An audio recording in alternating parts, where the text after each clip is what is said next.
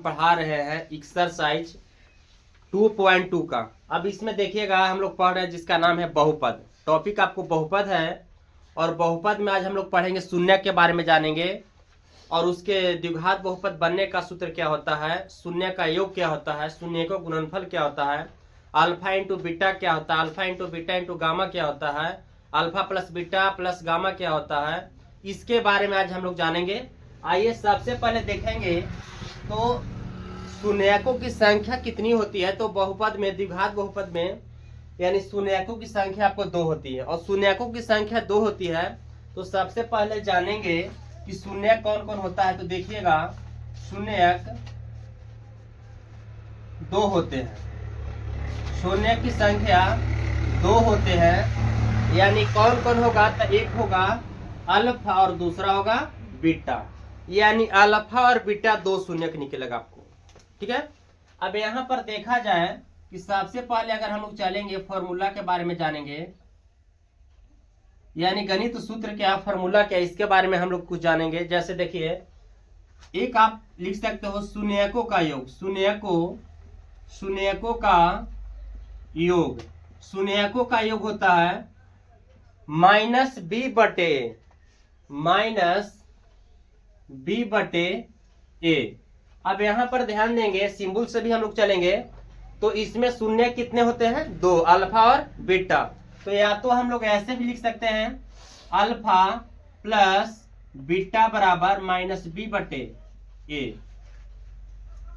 Alpha plus beta बराबर -b बटे, या ऐसे लिखेंगे शून्यकों का योग बराबर -b बटे, ये भी योगो पढ़ेंगे अल्फा प्लस बीटा यानी शून्यकों का योग -b बटे a। दूसरा पॉइंट है आपको शून्यकों का गुणनफल, शून्यकों का गुणनफल होता है c बटे, और शून्य किसमें कौन है, अल्फा और बीटा। तो अल्फा इंटू बीटा बराबर c बटे। तीसरा पॉइंट है यदि अल्फा बीटा ये है तो शून्य 2 होता है द्विघात बहुपद में, लेकिन यहाँ पर देखिएगा अब शून्य हम लोग 3 वाला में चलेंगे। यदि आपको से होगा तो शून्य 3 भी होता है, लेकिन द्विघात बहुपद में शून्य की संख्या क्या होता है, 2 होता है। अब यहाँ पर देखेंगे, अब ऐसे हम लोग लिख सकते हैं कि अल्फा प्लस बीटा समझ गए, अल्फा इंटू बीटा भी जान गए, लेकिन आप तीसरा पढ़ेंगे alpha plus beta plus gamma बराबर ये जो आपको होगा -b बटे a। लेकिन चौथा जो आपको होगा alpha into beta into gamma बराबर ये जो आपको होगा -d बटे a होगा। यहाँ पर देखिएगा alpha plus beta plus gamma बराबर -b बटे, alpha into beta into gamma बराबर -d बटे। लेकिन तीसरा जो आपको है मेन इंपॉर्टेंट आपको है फॉर्मूला कि अल्फा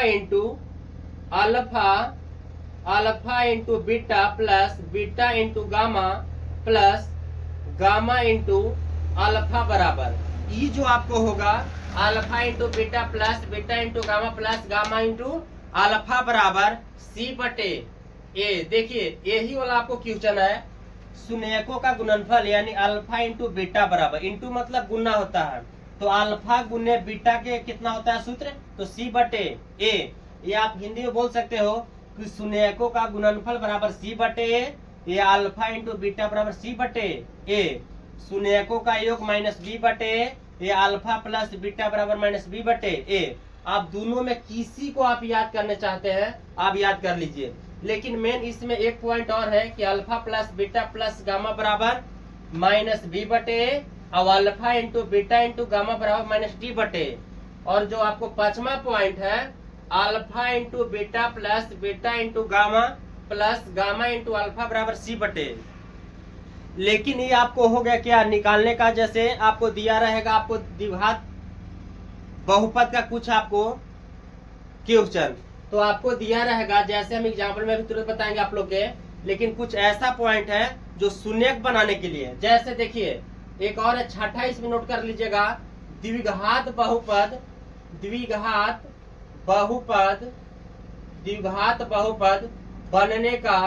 बनने का सूत्र। ये बिहार बोर्ड में बहुत बार पूछा जाता है। द्विघात बहुपद बनने का सूत्र पूछा जाता है। यानी देखिएगा, द्विघात बहुपद बनने का सूत्र क्या होता है? X square minus alpha plus beta. ये चलिए हम हिंदी में पहले लिख देते हैं। शून्यकों का क्या? शून्यकों का योग, यानी शून्यकों का योग इंटू एक्स प्लस शून्यकों का क्या होगा? शून्यकों का यहाँ पर लिख दीजिएगा गुणनफल, शून्यकों का गुणनफल।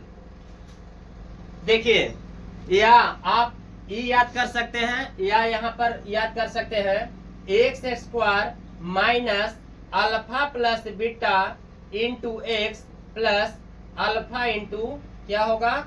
बीटा। अल्फा इंटू बीटा, यहाँ पर ध्यान दीजिएगा, अल्फा प्लस बीटा के मतलब हुआ शून्यकों का योग, और अल्फा इंटू बीटा के मतलब हुआ शून्यकों का गुणनफल। इंटू मैंने क्या होता है? गुणा।